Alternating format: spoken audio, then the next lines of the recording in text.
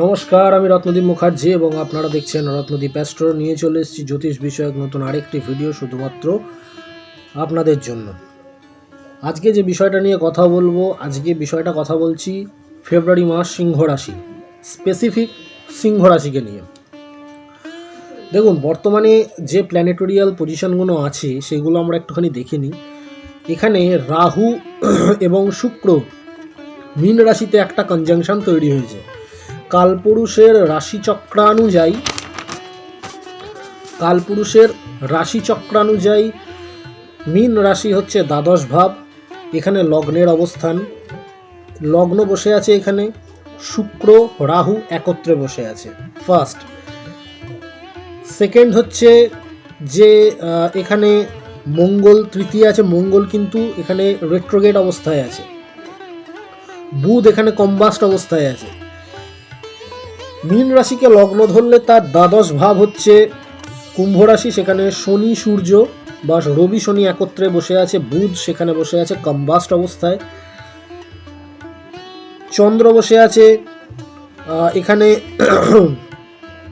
মীনের অষ্টমে, তুলা রাশিতে। বৃহস্পতি বসে আছে মীনের তৃতীয় অর্থাৎ বৃষ রাশির ঘরে। মঙ্গল বসে আছে এখানে মঙ্গল বসেছে চতুর্থে, মীনের চারে অর্থাৎ মিথুন রাশিতে। কেতু বসে আছে সমসপ্তমে অর্থাৎ মীনের সমসপ্তমে কেতু বসে আছে। এখানে একটা জিনিস ঘটবে, কি ঘটবে না, কেতু ঢুকবে সিংহ রাশিতে। সিংহ রাশিতে কেতু হচ্ছে সবসময় মূল ত্রিকোণ পায়, ঠিক আছে? কেতু সবসময় মূল ত্রিকোণ পায়। আর সিংহ রাশির বিপরীতে যে সিংহ রাশির মেন প্ল্যানেট, সে সিংহ রাশির বিপরীতে অর্থাৎ কুম্ভ রাশিতে শনির সঙ্গে তৈরি করেছে বিপরীত রাজযোগ। এখানে রবি শনি যে বীজযোগ তৈরি হচ্ছে, আমরা এটাকে বীজযোগ বলছি, কিন্তু সিংহ রাশির অ্যাসপেক্টে সেই বীজযোগ তৈরি হচ্ছে বিপরীত রাজযোগে সিংহ রাশির ক্ষেত্রে। কারণ এখানে শনি উচ্চস্থ, কুম্ভে শনি সবসময় উচ্চস্থ। কুম্ভ রাশি বায়ুতত্ত্বের রাশি, শনি সাধারণত একটা বায়ুতত্ত্বের প্ল্যানেট। এখানে বায়ু আর অগ্নির একটা মিলন হচ্ছে, কনজাংশন হচ্ছে, অর্থাৎ বিপরীত রাজযোগের একটা প্রভাব কিন্তু সিংহ রাশির জাতক বা জাতিকাদের মধ্যে দেখতে পাওয়া যাবে। তার সঙ্গে যেটা দেখা যাচ্ছে যে সিংহ রাশির অষ্টমে, সিংহ রাশিকে যদি আমরা এক ধরি, সিংহ রাশি সিংহ লগ্ন যদি আমরা সিংহ রাশিকে এক ধরি, তাহলে সেই সিংহ রাশির অষ্টমে তৈরি হচ্ছে কি শুক্র রাহু যোগ। রাহু শুক্র যে যোগটা, এই রাহু শুক্র যে যোগ এটা আছে, এটা কিন্তু দুরকম প্রভাব হয়। একটা হচ্ছে ক্রিয়েটিভিটি সাংঘাতিক লেভেলের বাড়বে ফার্স্ট। সেকেন্ড হচ্ছে বহু মানুষের সাথে যোগাযোগ হবে, মানে বন্ধুত্বতা বাড়বে। কিন্তু এই বন্ধুত্বতা জাতক বা জাতিকাকে কিন্তু সর্বনাশের দিকে ঠেলে দিতে পারে।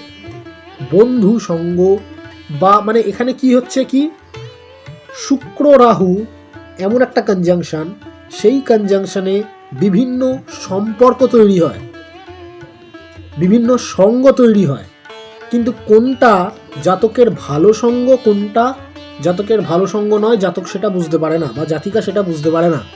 তাই ম্যাক্সিমাম ক্ষেত্রে এটা দেখা যায় যে তারা অসৎসঙ্গে পড়ে গেছে। অসৎসঙ্গে পড়ে গিয়ে মাত্রাতিরিক্ত যে সমস্ত নেশা, মাদকজাত দ্রব্য সেবন বা নেশা, এই নেশা জাতীয় জিনিস বা নেশা যদি অ্যাডিকশান যেটাকে বলা হয়, অ্যাডিকশানটা বেড়ে যায়, যেটা জাতক বা জাতিকার বিপদ ডেকে আনে ইন ফিউচার। রবি শনির এই কনজাংশনে যারা হার্টের পেশেন্ট 50+ যাদের বয়স, সিংহ রাশির জাতক বা জাতিকার 50+ যারা এই ভিডিওটা দেখছেন, তাদের ক্ষেত্রে কিন্তু হার্ট রিলেটেড প্রবলেম আসতে পারে। তাছাড়া এখানে মঙ্গলকে আমরা দেখতে পাচ্ছি, এখানে মঙ্গল বসে আছে। আচ্ছা, কে কি নক্ষত্রে বসে আছে আমরা একটু দেখে নিই। লগ্ন এখানে রেবতী নক্ষত্রে বসে আছে, অর্থাৎ বুধের নক্ষত্র। বুধ এখানে কম্বাস্ট, অর্থাৎ সিংহ রাশির ক্ষেত্রে, সিংহ রাশির সাপেক্ষে যেটা এখানে দেখা যাচ্ছে সেটা হচ্ছে যে লগ্ন রেবতীতে বসে আছে, চরণ পাচ্ছে 3, বুধ এখানে কম্বাস্ট। তার মানে কিন্তু মিস্টেক হবে সিংহ রাশির দ্বারা, ছোট বড় মিস্টেক হবে, ছোট বড় ভুল কিন্তু কাজের মধ্যে দেখা যাবে। মাইন্ড ফ্লাকচুয়েশন কিন্তু এখানে বিশালভাবে হাইলাইট হচ্ছে, ফার্স্ট। সেকেন্ড, সূর্য এখানে বসে আছে ধনিষ্ঠা নক্ষত্রে, চরণ পাচ্ছে 4, আর শনি এখানে বসে আছে পূর্ব ভাদ্রপদ নক্ষত্রে, চরণ পাচ্ছে 2। এখানে সূর্য যে ধনিষ্ঠা নক্ষত্রে বসে আছে, ধনিষ্ঠা নক্ষত্রে সূর্য কিন্তু চতুর্থ পাদে বসে আছে, অর্থাৎ এইখানে সূর্যের পাওয়ার কিন্তু মানে বৃদ্ধকাল অবস্থায় সূর্য বসে আছে। তো এখানে বিপরীত রাজ্যক এই জন্যই বলা হচ্ছে যে এইখানে কিন্তু মানে শনি তার নিজের ইচ্ছে মতন প্রভাব খাটাতে পারবে না। শনি যদি কারুর ক্ষেত্রে পজিটিভ ফল দেয়, সিংহ রাশির জাতক জাতিকার সাপেক্ষে শনির পজিটিভ ফল যদি আপনারা এতদিন ভোগ করে এসে থাকেন, তাহলে এইখানে কিন্তু এই সূর্যের এই পজিশনের কারণে শনি কোথাও না কোথাও বাধাপ্রাপ্ত হবে, তার জন্য ঘাটে এসে তরি ডুবতে পারে, ফার্স্ট। সেকেন্ড হচ্ছে কি, পিতার সঙ্গে একটা বনিবনা না হওয়ার একটা প্রবলেম দেখা যেতে পারে, মতানৈক্য দেখা দিতে পারে, পিতার সঙ্গে একটা ঝামেলা হতে পারে। আচ্ছা, মঙ্গল এখানে পুনর্বসু নক্ষত্রে বসে আছে, যেখানে বুধ এখানে শতবিশা নক্ষত্রে বসে আছে, যেখানে কম্বাস্ট হয়ে বসে আছে। যাই হোক, বৃহস্পতি রোহিণী, শুক্র আবার উত্তর ভাদ্রপদ। আচ্ছা, এখানে একটা খুব ইন্টারেস্টিং জিনিস, শুক্র উত্তর ভাদ্রপদ নক্ষত্রের চতুর্থ পাদে বসে আছে, রাহু উত্তর ভাদ্রপদে প্রথম পাদে বসে আছে, অর্থাৎ শুক্র এখানে নিচস্থ, ভুল বললাম, শুক্র এখানে উচ্চস্থ। উচ্চস্থ শুক্র রাহুর সঙ্গে বসে আছে, শুক্র রাহু যোগ। তাই জন্য আমি বারবার আগে হাইলাইট করছিলাম যে নেশা থেকে সাবধান, অ্যাডিকশান থেকে সাবধান, কারণ এখানে কিন্তু রাহু অ্যাডিকশানে ফেলে দিতে পারে।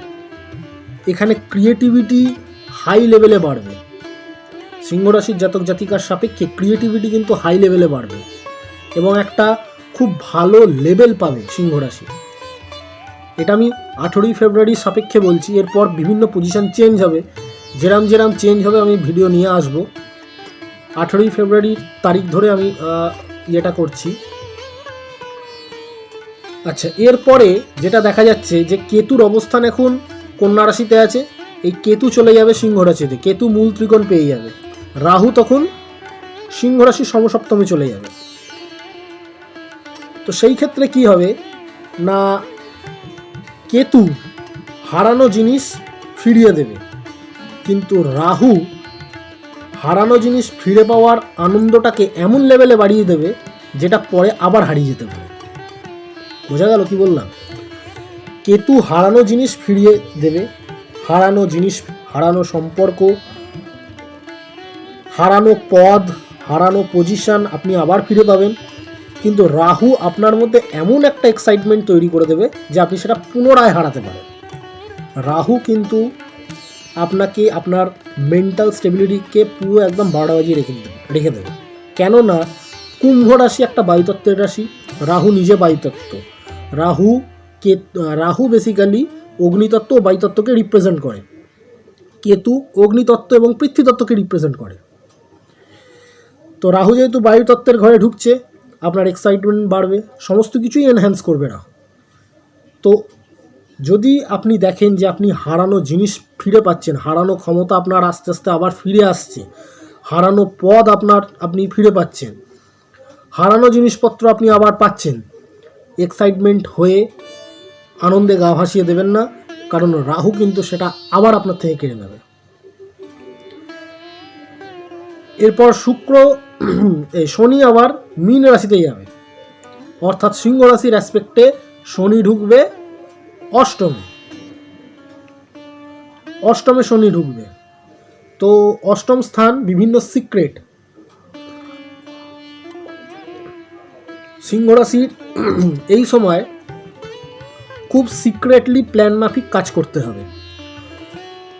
10 জনকে জানিয়ে যদি আপনি পরিকল্পনা করে কাজ করেন 110% সেই পরিকল্পনা ভেস্তে যাবেই যাবে। শনি নিজে একজন ইন্ট্রোভার্ট প্ল্যানেট, সে সবসময় সিক্রেটকে মেনটেন করতে চায়, গোপনীয়তা বজায় রেখে সমস্ত কাজ করতে ভালোবাসে। আপনাকেও কিন্তু গোপনীয়তা বজায় রেখে কাজ করতে হবে। 8-10 জনকে বলে ঢেঁড়া পিটিয়ে পরিকল্পনা করে যদি আপনি কাজে নামেন 110 ভাগ 110% নিশ্চিত সেই পরিকল্পনা আপনি সফল হতে পারবেন না। বিভিন্ন সাকসেসও শনি দেবে, ফেলিওরও দেবে।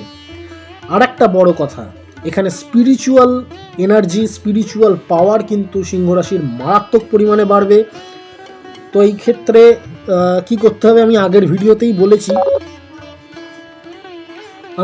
আগের ভিডিওতেই একটা কথা বলেছি যে এইখানে যতটা পারবেন একটু ঠাকুর দেবতায় মন দিন, পুজো পাঠ করুন, যেখানে মানসিক এনার্জি মনের শক্তি একটু বাড়বে।